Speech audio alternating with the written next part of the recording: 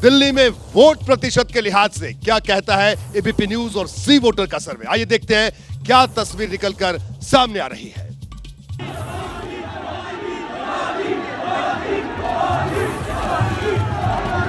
तो बिल्कुल देखिए, वोट प्रतिशत के लिहाज से 57% वोट भारतीय जनता पार्टी को मिलता हुआ दिख रहा है दिल्ली में।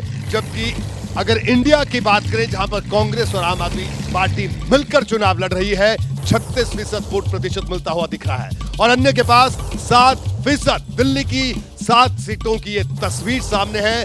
57% वोट प्रतिशत भारतीय जनता पार्टी और इंडिया गठबंधन यानी आम आदमी पार्टी और कांग्रेस को मिलकर 36% और अन्य के पास 7%। ये तस्वीर निकलकर सामने आ रही है। मेरे साथ तमाम खास मेहमान, एक बड़ा पैनल मौजूद है, मैं उनसे भी आपको रूबरू करवा दूं। हमारे साथ विनोद अग्निहोत्री जी हैं। विनोद जी, शुरुआत आपसे ही करते हैं। क्या कहेंगे, 57% वोट प्रतिशत भारतीय जनता पार्टी को मिलता हुआ दिख रहा है। देखिए, दिल्ली की जो स्थिति है, दिल्ली में लगातार भारतीय जनता पार्टी का बहुत मजबूत गढ़ रहा है दिल्ली जी। यहाँ मुख्य मुकाबला कांग्रेस और बीजेपी के बीच ही होता रहा। 2009 के चुनाव में कांग्रेस ने सारी सीटें जीती थी जी, लेकिन 2014 में भारतीय जनता पार्टी ने सारी सीटें जीती और 2019 में भी भारतीय जनता पार्टी ने सारी सीटें जीती जी। आम आदमी पार्टी के एंट्री के बाद जी। और आम आदमी पार्टी, कांग्रेस और इसका जब त्रिकोणीय मुकाबला हुआ तो भाजपा के लिए और आसान हो गया था जी। इस बार गठबंधन किया इन दोनों दलों ने, आम आदमी पार्टी और भारतीय जनता कांग्रेस पार्टी ने। तो एक मुकाबले की बात बन रही है, लग रहा है। लेकिन आपका जो सर्वेक्षण बता रहा है उसके हिसाब से तो 7 की 7 सीटें, क्योंकि जितना अंतर है जी, वोट अभी नंबर दिखाएंगे। नंबर तो सामने है ना जी। अब 57% और 35%, उसमें कोई गुंजाइश है क्या जी। जो यहाँ यशवंत बैठे हुए हैं और वो हमारे संजय जी बैठे कुछ हुए तो हैं। सस्पेंस छोड़िए, सस्पेंस बचा ही नहीं ना इस जी। वोट परसेंटेज के बाद। जी। उस हिसाब से 7 की 7 बीजेपी खाते में जानी चाहिए। ठीक है, प्रदीप सिंह जी के पास आएंगे। प्रदीप जी, क्या कहेंगे, सस्पेंस सिर्फ दिल्ली में नहीं बचा या पूरे देश भर की ऐसी तस्वीर निकलकर सामने आ रही है, क्या कहेंगे आप? नहीं, देखिए, ये जो आंकड़े दिखा रहे हैं इससे सस्पेंस तो बचता नहीं, लेकिन मैं दूसरी बात कह रहा हूँ।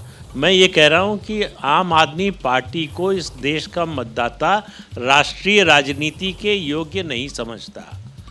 दिल्ली में 70 में से विधानसभा की 67 सीटें देने और उसके बाद दूसरी बार 63 सीट देने के बाद भी लोकसभा चुनाव में एक भी सीट नहीं देता जी। पूरे देश में इस समय आम आदमी पार्टी के लोकसभा की 1 सीट है जी। तो आप किसी भी राज्य में चले जाइए, पंजाब जैसा राज्य, अब इस बार क्या होगा मालूम नहीं, लेकिन इससे पहले देखिए, पहली बार झटके में 4 सीटें मिली थी, लेकिन 2019 में 1 सीट मिली। बिल्कुल। तो इसलिए आम आदमी पार्टी लोकसभा चुनाव की जब आप बात करेंगे और खास तौर से दिल्ली या उससे बाहर, तो फिर आम आदमी पार्टी लोकसभा चुनाव में कहीं टिकती नहीं।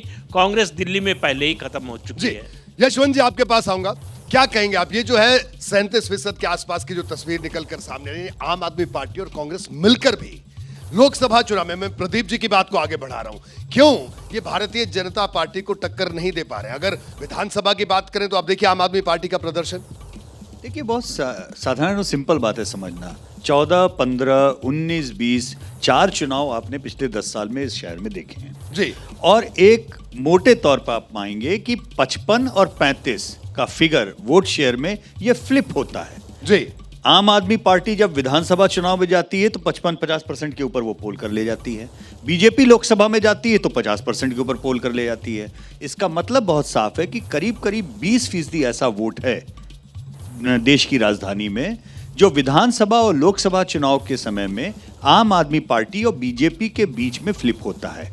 दोनों में कॉमन एंगल केवल एक ही है कि वो कांग्रेस को नहीं चाहता जी। इसका दूसरा अर्थ यह है कि कांग्रेस के साथ जाकर भी आम आदमी पार्टी को वो 20% वोट उसके साथ में आते हुए लोकसभा चुनाव में नहीं मिलेंगे। इसलिए ये पेंडुलम इधर जाए उधर जाए, स्प्लिट वोट का इससे बेहतर नमूना आपको कोई और दिखाई नहीं देगा। जैसे ही घड़ी का काटा दोपहर 2:30 पे आए, बबीता जी का दिल सास बहू साजिश के लिए मचल जाए। और ये है इनकी बहू, पूरे दिन ऑफिस की टेंशन हो जाए गॉन जब ये करें अपना फेवरेट शो फ्री टाइम पे ऑन। इनकी तरह आप भी देखिए अपना फेवरेट शो अपने टाइम पर और डाउनलोड कीजिए एबीपी लाइव ऐप अपने स्मार्ट टीवी पर।